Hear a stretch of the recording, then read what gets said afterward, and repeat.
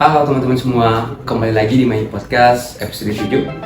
Di episode kali ini teman-teman, saya Leon dan saya akan ditemani oleh Pak Fahmi. Jadi Pak Fahmi adalah bintang tamu kita di podcast kali ini. Jadi teman-teman, di kali ini kita akan membahas satu topik yang menurut kita topik ini sangat opening juga teman-teman. Jadi topik yang kita bahas kali ini adalah mengenai imigran dan pengungsi teman-teman. Namun sebelum itu, saya bakal sapa dulu bintang tamu kita di hari ini teman-teman. Selamat pagi Pak Fahmi. Halo, Bagaimana kabar Pak? baik. Puji Tuhan ya Pak, sehat selalu. Ya. Jadi teman-teman, Pak Fahmi ini dosen program studi ilmu hubungan internasional di Universitas Bosowa. Dan beliau juga adalah Ketua Umum Pusat Studi ASEAN Universitas Bosowa. Jadi teman-teman, topik yang kita bahas itu mengenai perbedaan pengungsi dan imigran. Dan kita akan melihat dalam perspektif kemanusiaan. Jadi langsung saja teman-teman, saya bakal punya beberapa pertanyaan dan saya bakal sharing sama Pak Fahmi mengenai imigran dan pengungsi teman-teman.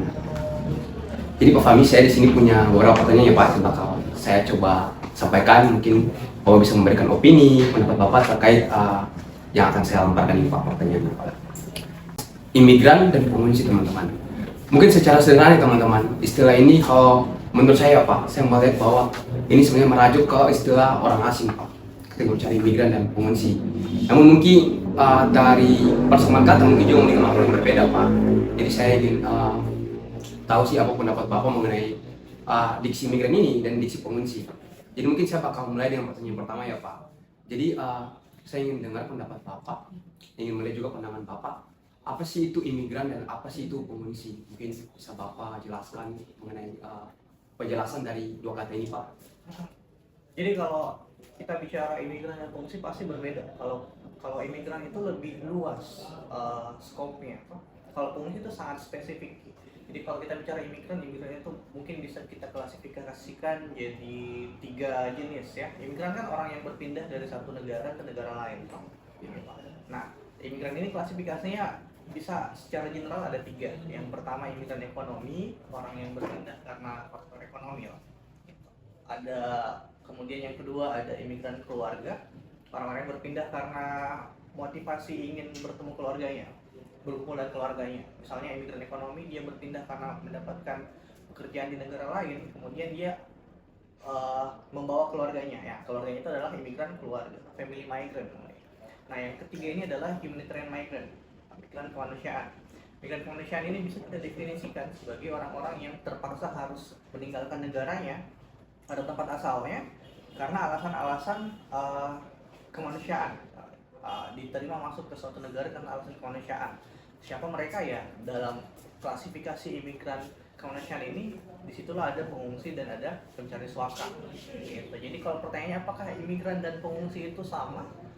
Berbeda karena imigran itu lebih luas skopnya, sedangkan pengungsi itu sangat spesifik. Pengungsi itu hanya salah satu jenis dari spektrum imigran itu sendiri. Nah, dalam spektrum imigran kemanusiaan.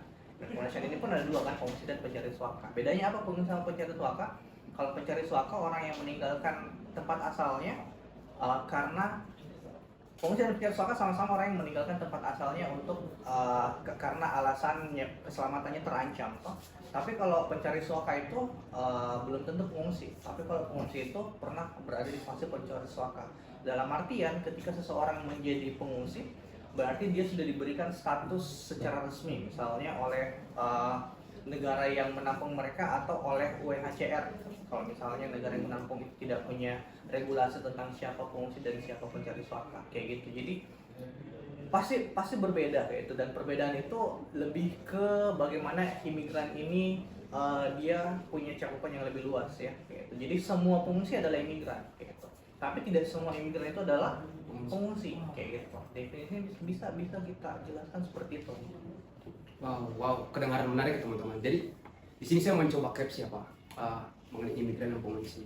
Bapak bilang bahwa imigran itu terbagi menjadi 3, ekonomi imigran, terus family imigran, sama humanity imigran. Dan kemudian tadi mengenai pengungsi ya. Pengungsi itu seperti, mungkin saya tangkapnya begini Pak, ketika tadi Bapak bilang bahwa pengungsi itu lebih dalam skop spesifik. apakah pengungsi ini kemudian bisa kita apa ya, apakah ada hukumnya begitu Pak? Karena tadi saya tangkap Bapak bilang bahwa pengungsi itu kayak udah memang diberikan status resmi ya begitu ya Pak, dikatakan sebagai pengungsi. Apakah kemudian ada hukum yang mengatur tentang pengungsi ini Pak, kalau Iya. menurut Bapak? Bukan menurut saya, tapi Ya, memang ada. ya, Pak. Memang Mungkin harus, bisa, ya. harus ada Ya, Pak. aturannya kayak itu.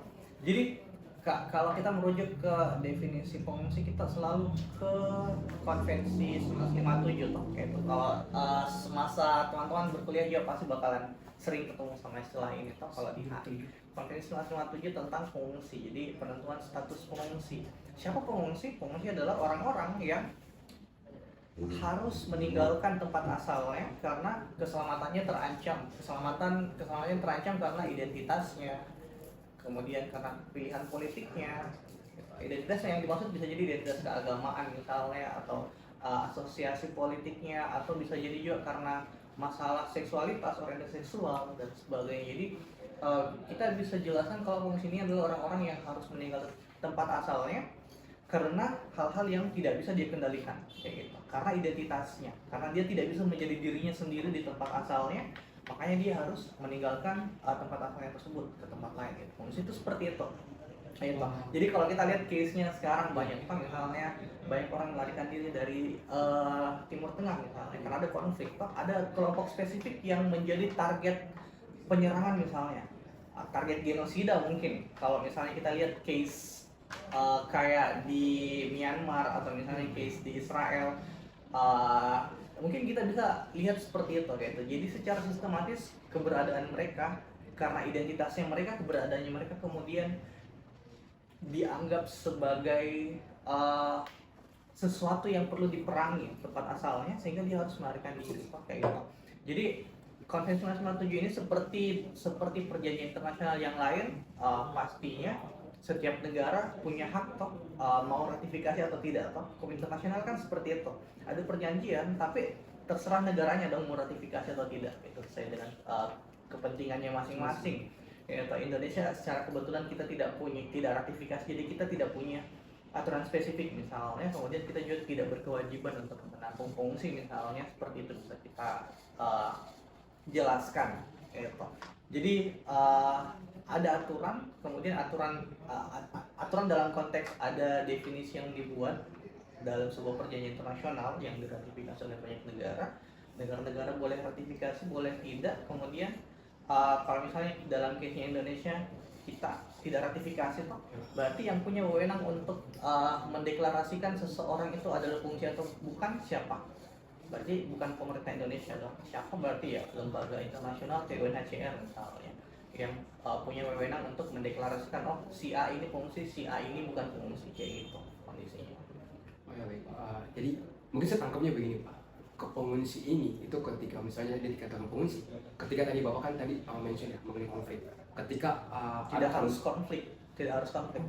Jadi ketika identitasmu kemudian karena identitasmu kemudian kau menjadi target persekusi, target kekerasan kayak gitu, berarti kau kemudian merasa saya terancam nih, saya harus lari dari tempat ini karena saya dijadikan musuh karena hal-hal yang tidak bisa saya ubah, kayak itu.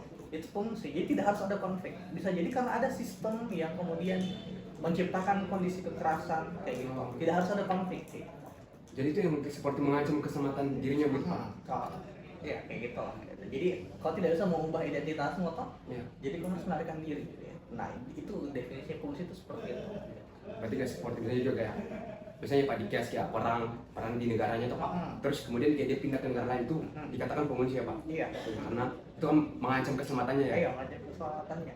Dan ketika ada perang misalnya atau perang sipil seperti itu kan ada pihak-pihak yang bertikai, ada pihak-pihak yang saling membenci misalnya satu sama lain. Makanya daripada karena saya tidak bisa ngapa-ngapain lagi, saya harus selamatkan kehidupanku misalnya, saya harus tinggalkan tempat ini gitu. Itu seperti itu. Kan Pak, tadi kan Bapak sudah menjelaskan Pak di awalnya mengenai definisi imigran dan pengungsi adalah dua hal yang berbeda. Terus? Jadi Pak, saya ingin tahu lagi Pak lebih detail, kita juga pengen dengar pandangan Bapak. Bagaimana sih Pak hal yang membedakan antara imigran dan pengungsi dalam fenomena yang bisa kita lihat secara apa ya, perbedaannya secara signifikan Pak. Bagaimana supaya lebih terlihat lagi perbedaannya? Iya Pak. Kayak tadi tuh kayak misalnya mungkin lebih ke pilihan ya. Ini juga mungkin agak terlalu mengover generalisir kan. Cuman mungkin bisa saya bilang kalau imigran ekonomi misalnya atau imigran keluarga itu dia punya pilihan kayak gitu. Dia punya pilihan untuk berpindah ke misalnya dari tempat asalnya ke negara lain. Itu adalah pilihan misalnya karena dia merasa saya bakalan dapat peruntungan ekonomi yang lebih baik misalnya. Tapi kalau pengungsi itu dia tidak punya pilihan. Pilihannya adalah kau stay di tempat asalmu, tapi kemudian bakalan menjadi target persekusi, target kekerasan, atau kau pergi dari situ untuk bisa selamat dari kekerasan itu, kayak gitu. Jadi mungkin kalau mau lebih jelas lagi, mungkin saya bisa generalisasikan seperti itu, kayak itu. Imigran ekonomi dan imigran keluarga itu punya pilihan untuk berpindah, tapi pengungsi itu tidak punya pilihan, dia harus betul-betul pergi untuk bisa lepas dari kekerasan, kayak gitu, supaya tidak menjadi target kekerasan. Ya, coba. Jadi di sini yang menjadi keywordnya itu pilihannya tadi ya Pak. Misalnya kayak imigran tadi family migration dan urban migration. Itu mungkin pilihannya kali tadi keluarga sama ekonomi ya Pak. Yeah. Mencari pekerjaan dan beberapa seperti itu lah. Kalau pengungsi tadi itu pilihannya cuma satu karena ingin selamat dari lain apa mengancam kehidupannya begitu Pak. Mungkin garis besarnya seperti itu ya Pak. Mengeneralisasikan Bisa seperti itu. kita generalisasikan seperti itu. Kemudian Pak, kalau kita berbicara apa ya, imigran pengungsi, apalagi kita sebagai penstudi hubungan internasional dan Bapak juga adalah dosen di program studi hubungan internasional Universitas Bosowa. Saya ingin bertanya Pak, seberapa penting sih atau seberapa esensial kita mempelajari atau kita mengetahui apa itu imigran dan apa itu pengungsi? Sebagai anak AI, apa sih esensial kita tahu tentang imigran dan pengungsi ini Pak? Esensial apa Pak? Esensial apa? Maksudku ini kan hal yang seharusnya sangat basic dalam untuk mengetahui perbedaan imigran dan pengungsi itu kemudian bakalan mempengaruhi bagaimana persepsi kita misalnya terhadap kehadiran mereka atau bagaimana regulasi yang ideal untuk mengatur keberadaan mereka kayak gitu. Jadi kalau pertanyaannya sesignifikan apa, sangat signifikan, sangat penting, sangat krusial kita punya pengetahuan ini kayak gitu. Misalnya sebagai orang yang belajar HI, kayak gitu, bisa jadi kita bakalan ditanya sama orang-orang yang mungkin ada orang-orang di luar sana yang merasa kalau orang-orang tertentu itu kemudian tidak seharusnya berada di let's say di negara kita kayak gitu. Karena misalnya kata mereka pekerjaan yang ada di Indonesia itu ya untuk orang Indonesia, misalnya ada asumsi seperti itu gitu. Kemudian label tersebut mereka sematkan juga ke para pengungsi yang motivasinya untuk berpindah itu bukan untuk mendapatkan pekerjaan yang lebih baik gitu. Nah, sesignifikan apa anak HI tahu ini? Sesignifikan kita punya tanggung jawab untuk menjelaskan ke orang-orang kalau itu tidak benar gitu. Itu statement yang tidak benar gitu. Ada orang-orang yang tidak punya pilihan untuk berpindah, kemudian kita juga penting menjelaskan kalau masalah orang-orang berpindah itu untuk mendapatkan penghidupan yang lebih baik itu adalah bagian dari hak asasi manusia kan kayak gitu. Jadi sesignifikan kita harus mampu menjelaskan, kita harus mampu ketika kita mengetahui banyak hal, kita bakalan bisa mengelaborasi itu, kita bakalan bisa membantu orang-orang untuk lebih memahami isunya. Kemudian kalau misalnya teman-teman lulus kesal tuh jadi mau kebijakan gitu kayak. Jadi teman-teman bisa kemudian mempromosikan nilai-nilai atau membuat kebijakan-kebijakan yang ideal dengan basis keilmuan yang ada kayak gitu. Sesignifikan itu. Sampai segitu ya mengenai mampu untuk menjelaskan lagi ya. Apalagi kalau itu tadi kalau kita kan dalam mungkin kalau menurut saya Pak, kita dalam lingkup fakultas ilmu sosial politik dan otomatis ya ini juga apa ya bisa dikatakan sebagai salah satu isu sosial meskipun terjadi di beberapa negara itu mampu kita jelaskan secara sederhana yang mungkin Pak yang saya mencoba tangkap dari Bapak sampaikan Pak. tadi saya dengar ya Pak Wawan mention mengenai hak asasi manusia ya Pak. Hak asasi manusia menurut saya ini kemudian mungkin juga memiliki keterkaitan atau intersection dengan perspektif kemanusiaan atau pandangan kemanusiaan. Sehingga ini menghadirkan pertanyaan Pak, bagaimana perspektif kemanusiaan melihat imigran dan pengungsi ini secara apa ya, mungkin secara universal Pak. Bagaimana perspektif kemanusiaan melihat itu? Kalau misalnya kita pakai pendekatan Ya, kemanusiaan, berarti by definition, atau kalau misalnya kita pakai pendekatan kemanusiaan, berarti kita bilang kalau kehidupan manusia itu penting, penting untuk menghargai kehidupan dan martabat manusia, kayak gitu.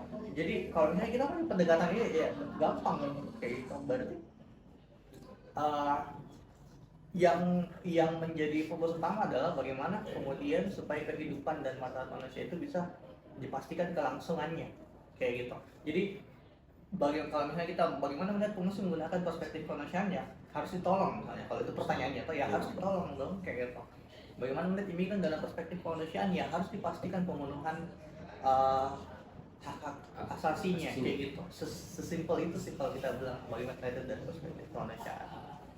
Jadi banyak juga sih Pak, betul, saya juga setuju. Saya mencoba itu karena ketika pengungsi kalau apa ya menggunakan prinsip kemanusiaan tadi, atau tadi Bapak mention bahwa pendekatan kemanusiaan atau pendekatan yang tadi Bapak sampaikan bahwa betul kalau kita pengungsi itu perlu kayak kita membantu atau menolong untuk pengungsi, dan sebaliknya juga tadi kayak misalnya migran harus pastikan dulu apa hak asasinya seperti Bapak mention tadi.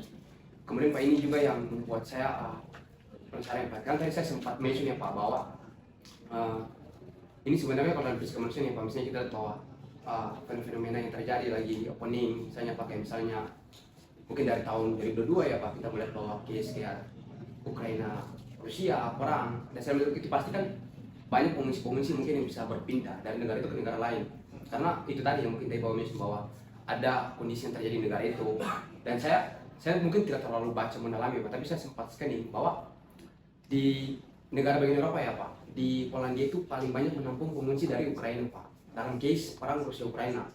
Dan mungkin yang lagi-lagi tren juga, kita sempat tahu mungkin teman-teman yang kasus ininya yang berpindah ke Aceh, karena kita tahu itu kan perpindahan itu juga kan karena mereka tuh etnis yang apa ya, etnis kecil yang ada di Myanmar ya Pak, kalau saya melihat seperti itu Pak. Dan itu mungkin karena konflik juga yang terjadi di sana, jadi mereka sebenarnya mereka berpindah. Saya sempat baca juga ya Pak, bukan hanya Indonesia menjadi negara tujuan, ada misalnya seperti mungkin Malaysia, Thailand, sama yang paling rentan menampung pengungsi itu Bangladesh ya Pak, Bangladesh. Jadi saya ingin bertanya juga Pak, apakah sejauh ini pernah enggak Pak ada tuh peristiwa-peristiwa atau fenomena yang bersejarah yang menggemparkan dunia terkait case-case imigran dan pengungsi ini Pak? Kalau sejauh ini yang menurut Bapak ada tidak case-case seperti itu Pak, fenomena yang menggemparkan dunia sekali Pak mengenai imigran dan pengungsi ini Pak? Banyak lah kayak itu. Jadi kalau imigran, maksudku kalau kita bilang imigran itu sangat luas skopnya. Hari ini setiap detik orang berpindah negara. Hari ini bagaimana seharusnya sikapnya Indonesia? Yes. Minimal perjelas kalau situasi pengungsi, kemudian apa yang terjadi di Aceh misalnya hari ini yang banyak pro kontranya hari ini, minimal pemerintah bisa menjelaskan ke masyarakat kayak gitu, bisa menjelaskan ke masyarakat kalau ada situasi seperti ini gitu, untuk mencegah ya konflik sosial makanya, untuk mencegah krisis sosial yang kemudian bisa meluas pada akhirnya kayak gitu. Ini seminimal itu saja. Tidak, pastinya kita berharap pemerintah punya peran yang lebih besar tentang misalnya ratifikasi konvensi pengungsi, kemudian mau mengambil andil yang lebih besar. Tapi itu harus kita akui butuh proses yang panjang untuk ke situ. Hal yang paling minimal yang bisa dilakukan pemerintah ya untuk mengkanter misinformasi itu kayak gitu, untuk mengedukasi masyarakat misalnya, atau mungkin dalam misi yang lebih besar lagi membangun kohesi sosial, membuat masyarakat untuk tidak diskriminatif kayak gitu sama pendatang misalnya, seperti itu. Wow, insight yang sangat apa ya, insightful sekali ya yang dijelaskan sama Pak Fahmi tadi. sama tadi mengenai misalnya kita ada case yang lagi terjadi, lagi pening teman-teman, jadi kita melihat dengan pendekatan kemanusiaan bahwa misalnya kalau apa ya, kita sebagai warga negara kalau kita melihat kasus seperti itu sebenarnya kayak prinsip ada asas untuk membantu itu sebenarnya diprioritaskan ya Pak, dikedepankan begitu. Sebenarnya seperti itu Pak. Saya harap teman-teman juga menangkap insight yang sangat luar biasa akhir sesi podcast kita kali ini teman-teman. Sekali lagi terima kasih banyak teman-teman sudah menonton dari awal sampai selesai podcast ini teman-teman. Mungkin itu yang dapat kita paparkan, kita bahas di podcast kali ini. Sampai ketemu teman-teman di podcast selanjutnya. Terima kasih.